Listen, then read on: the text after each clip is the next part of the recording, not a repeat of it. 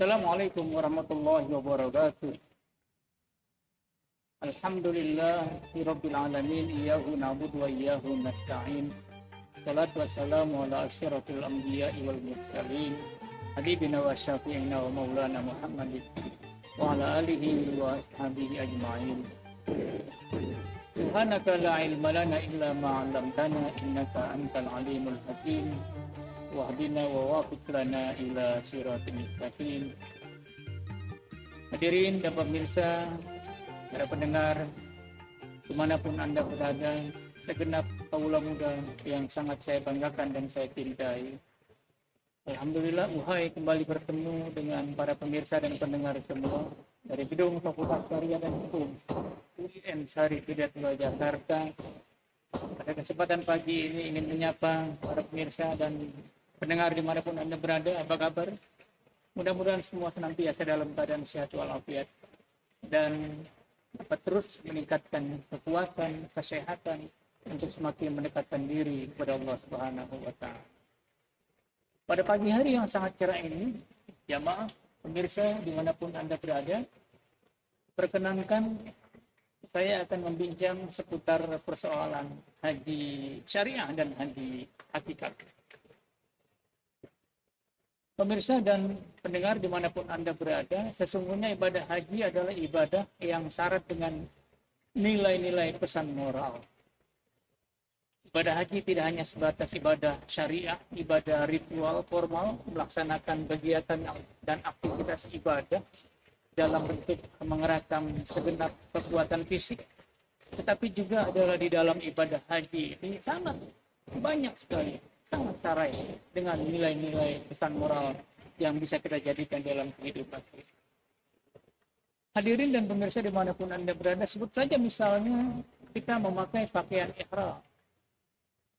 Pakaian ihram yang digunakan sesungguhnya adalah bagian dari penggambaran pesan moral di mana bahwa manusia berada di dunia ini sebenarnya tidak memiliki apa-apa.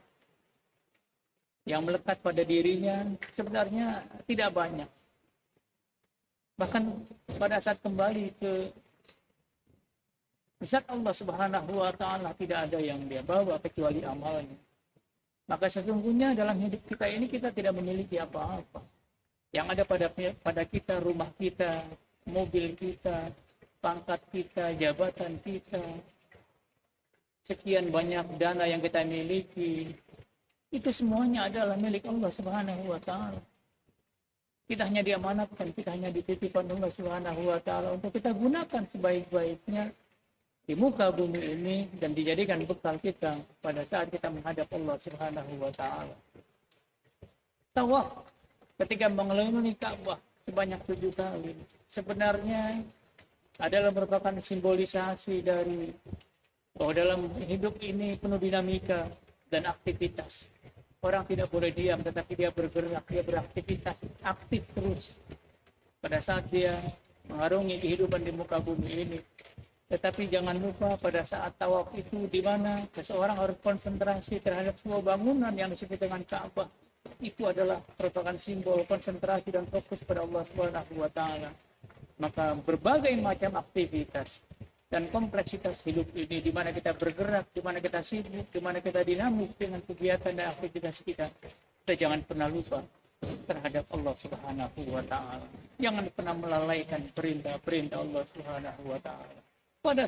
Pada saat kita sibuk, kita syarat dengan berbagai macam aktivitas kita, tiba-tiba Allah memanggilnya dengan azan yang berkumandang, Allahu Akbar, Allahu Akbar. Lalu kita bergegas menghadapnya.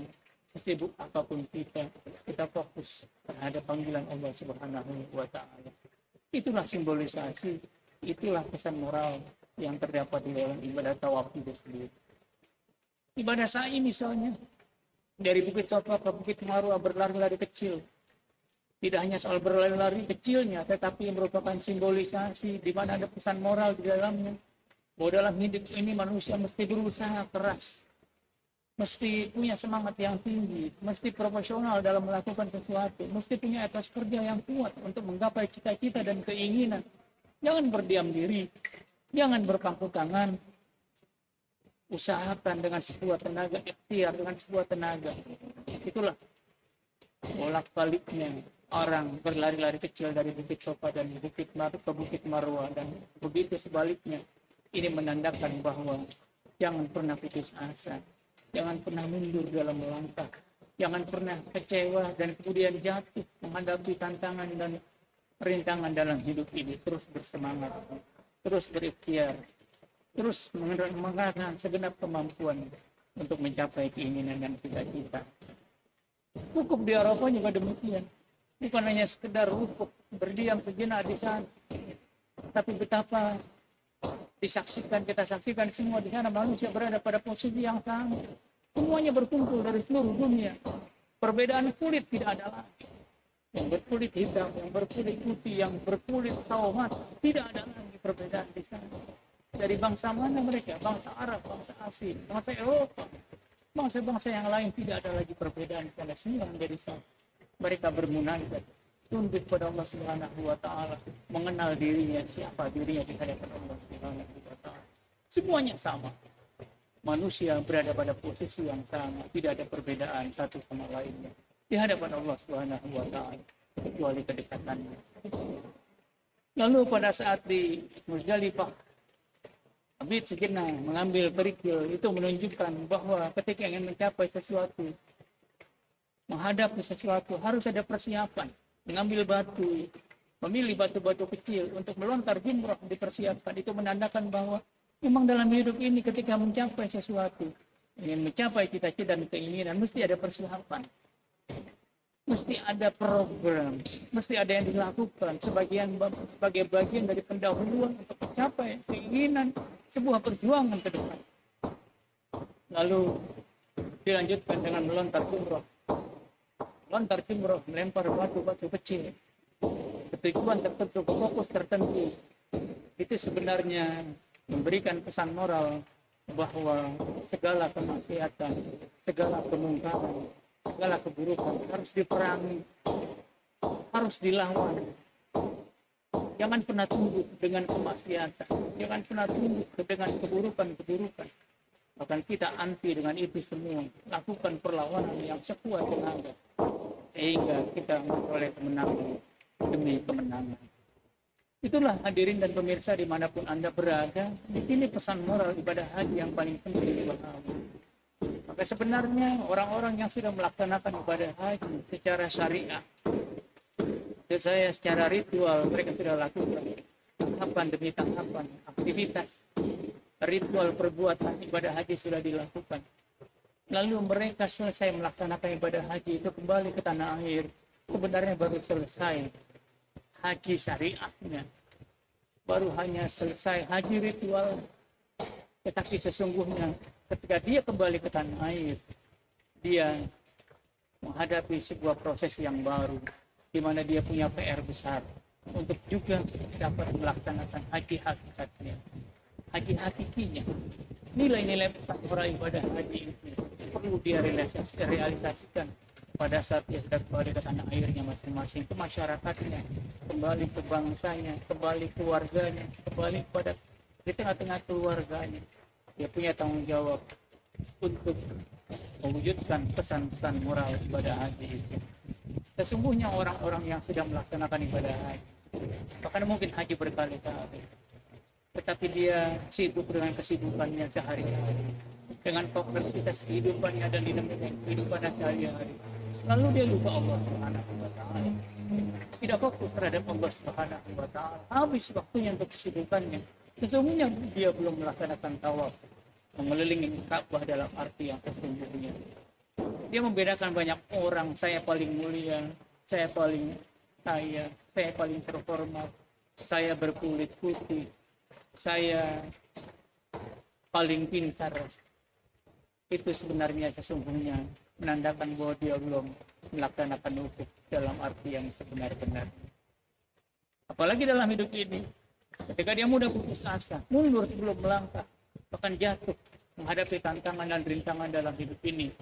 Kalau itu terjadi pada dirinya, maka sesungguhnya dia belum melaksanakan sa'i dalam arti yang benar-benar. Apalagi Ketika dia punya cita-cita dan keinginan tanpa persiapan, tanpa ada program, dia belum mabit di Muzdalifah dalam arti yang sesungguhnya. Lebih-lebih lagi ketika berhadapan dengan kemungkaran, berhadapan dengan kemaksiatan, dia tunduk, dia terkalahkan, dia tidak melawan, bahkan dia terjerembab jatuh ke dalamnya, dan dia melakukannya dengan senang hati. Berbagai macam kemungkaran dan kemaksiatan, perbuatan-perbuatan yang dilarang Allah Subhanahu wa taala, maka sesungguhnya dia belum melontar jumroh dalam arti yang sebenar-benarnya.